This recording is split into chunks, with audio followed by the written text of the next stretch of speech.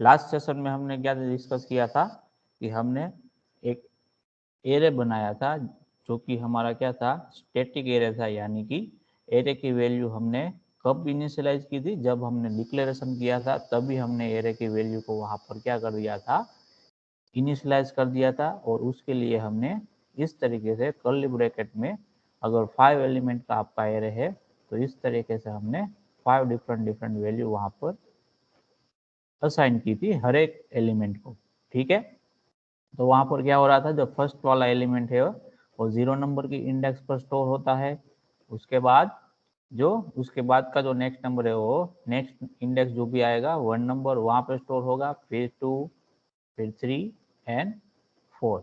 इस तरीके से 0 से लेके 4 नंबर का जो एरे का इंडेक्स है वहां पर हमारे ये सारे वैल्यू स्टोर हो रहे थे। बाद में हमने इस वैल्यू को डिस्प्ले करवाया कि नहीं करवाया, हमने डिस्प्ले किया, लेकिन सारी वैल्यू को एक साथ डिस्प्ले नहीं किया। हमने इनमें से 5 में से कोई भी एक वैल्यू को ही हमने क्या करवाया था, वहां पर डिस्प्ले करवाया था। तो वहां पर कोई भी सपोज वहां पर हमारा एरे का नाम क्या था, ए नाम था। ठीक है, अगर मुझे ये 13 नंबर है वो वैल्यू को डिस्प्ले करवाना है तो मुझे क्या लिखना पड़ता था वहां पर, प्रिंटफ के स्टेटमेंट में कोई बता सकता है? 3 लिखेंगे और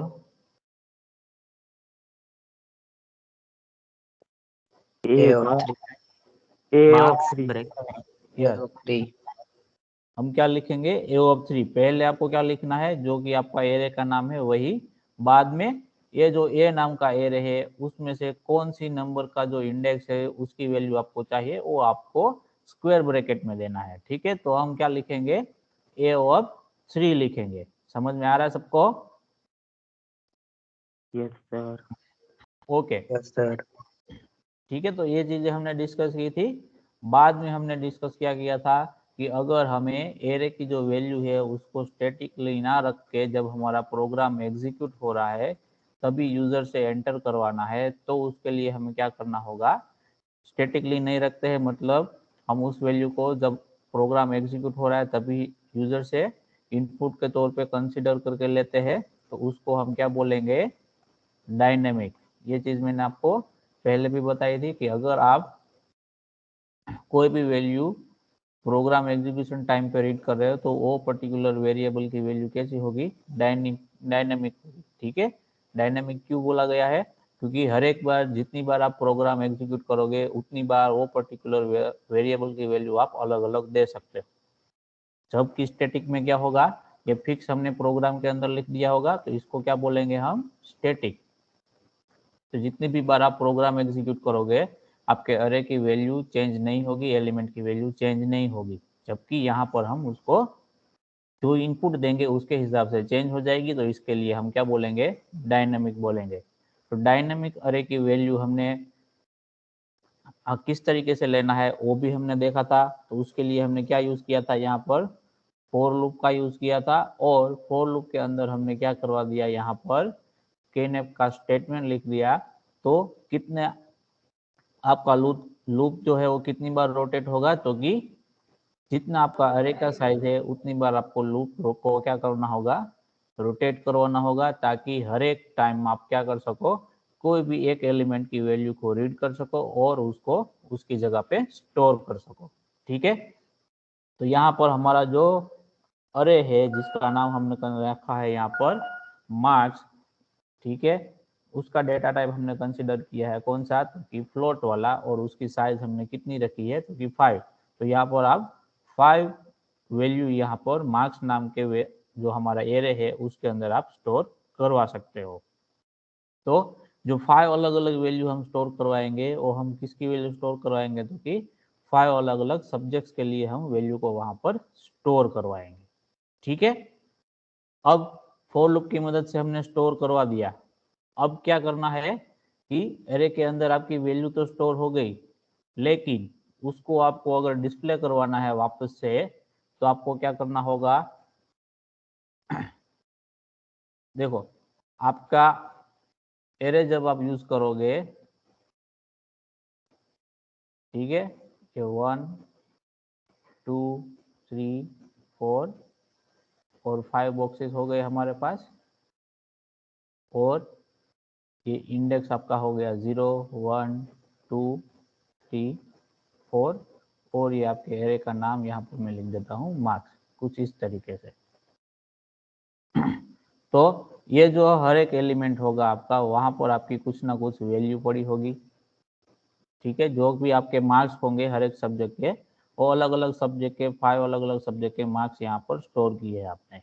ठीक है, तो एरे, ठीक है, जब आप एरे की बात कर रहे हो और एरे के अंदर जितने भी वैल्यू है आपके पास, उन सभी वैल्यू को आपको क्या करवाना है, आइदर प्रिंट करवाना है या फिर उस एरे के अंदर वैल्यू को आपको स्टोर करवाना है, यानी कि उसके लिए आपको वैल्यू को रीड करना है।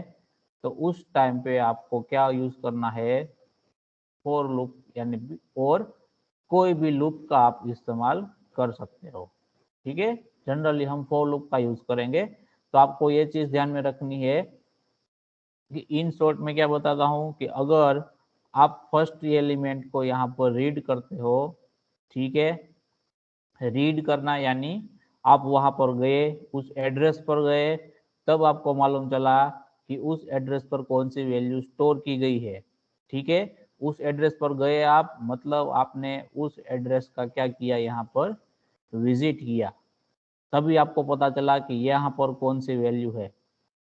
सेम वे में 1 नंबर की इंडेक्स पर कौन सी वैल्यू है वो जानना है, तो आपका कंपाइलर वो जो 1 नंबर की इंडेक्स का जो भी एड्रेस होगा वहां पर जाएगा, बाद में उससे पता चलेगा कि ये पर्टिकुलर एड्रेस पर कौन सी वैल्यू स्टोर की गई है।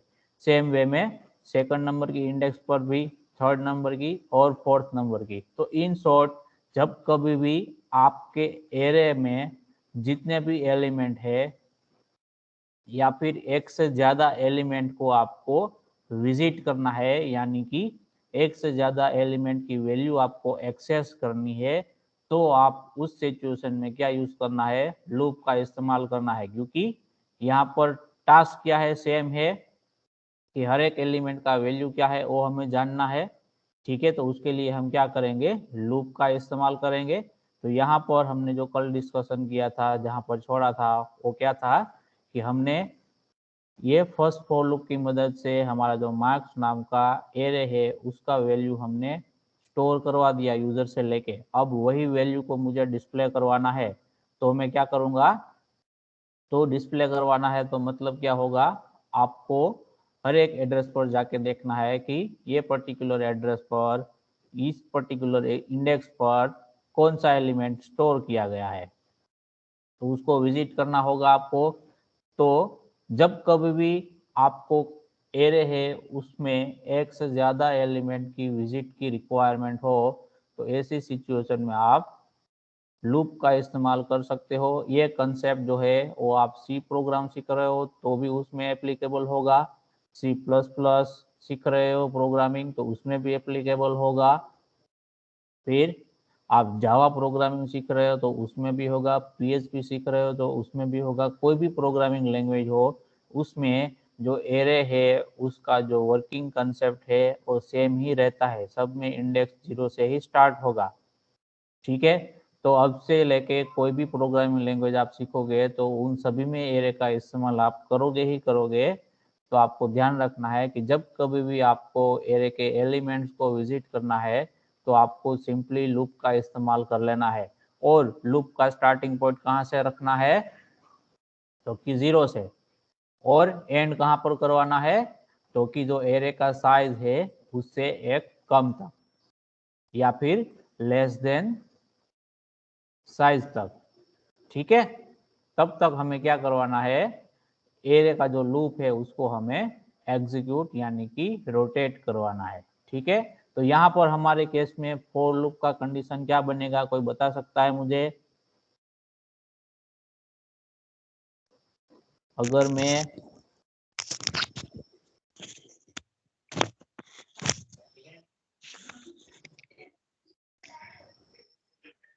मुझे ये मार्क्स नाम का जो एरे है उसमें से पांचों की पांचों वैल्यू मुझे प्रिंट करवानी है, तो मैं क्या लिखूंगा? Marks from I. ओके, उससे पहले फॉर लूप बताओ आप, फॉर लूप क्या लिखेंगे आप? I is equal to 0, okay, I less than 5 और आई प्लस प्लस। ओके, फिर फॉर और लूप में हम क्या लिखेंगे? Print F. तो कि printf, फिर हमें यहाँ पर जो भी एलिमेंट है उसका डेटा टाइप क्या है वो हमें यहाँ पर पास करना है। तो हमारे पास परसेंट एफ। परसेंटेज एफ लिखेंगे क्योंकि हमारे जो एलिमेंट है उसका डेटा टाइप फ्लोट है। और यहाँ पर क्या लिखेंगे हम? Marks from I.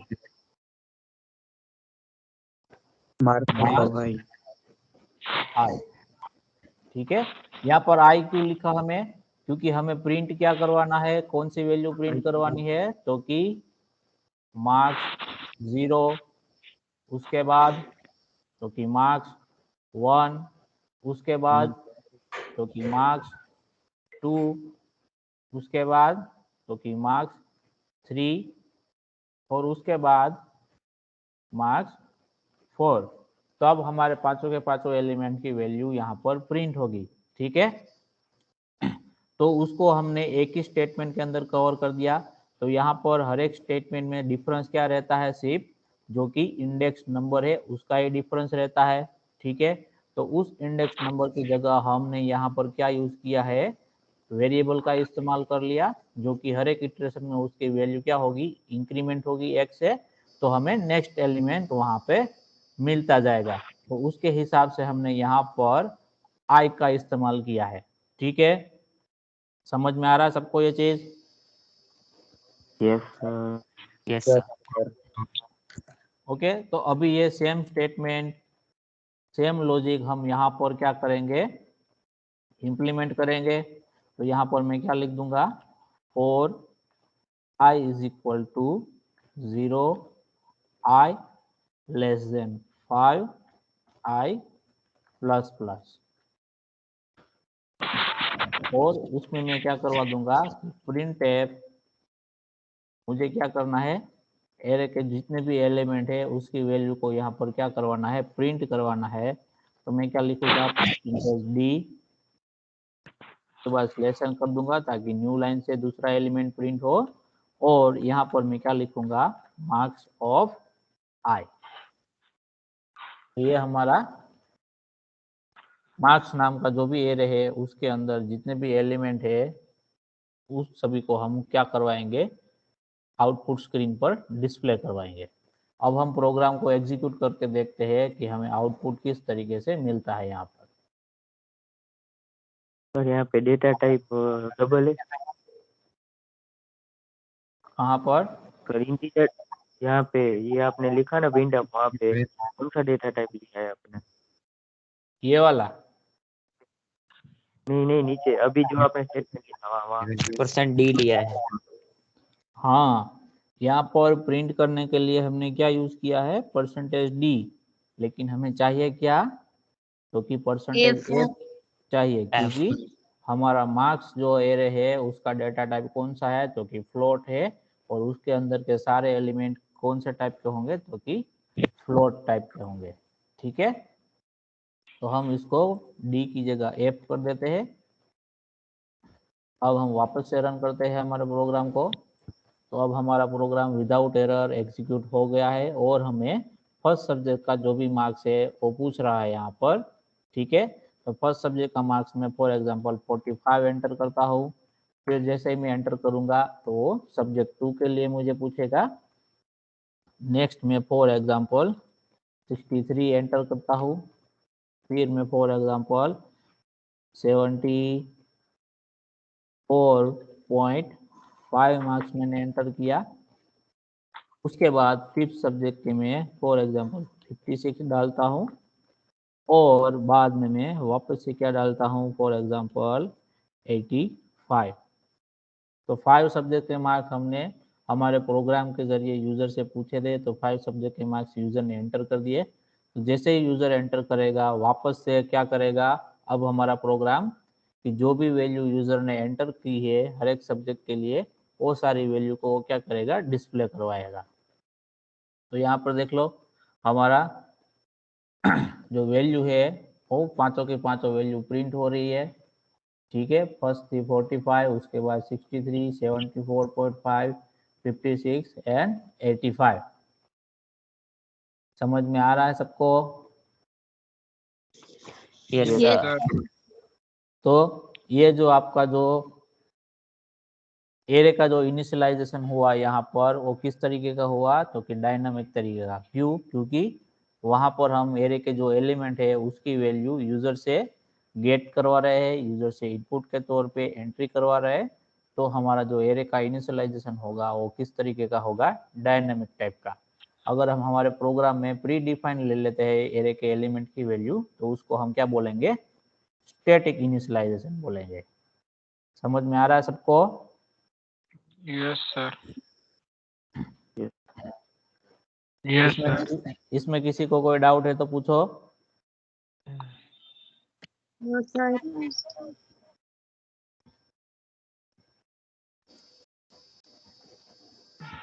ओके, तो ये था आपका एरे का डायनेमिक इनिशियलाइजेशन। तो आज का सेशन में हमें वही डिस्कस करना था जो कल हमारा छूट गया था। ठीक है, उसके बाद अब हम जो डिस्कस करेंगे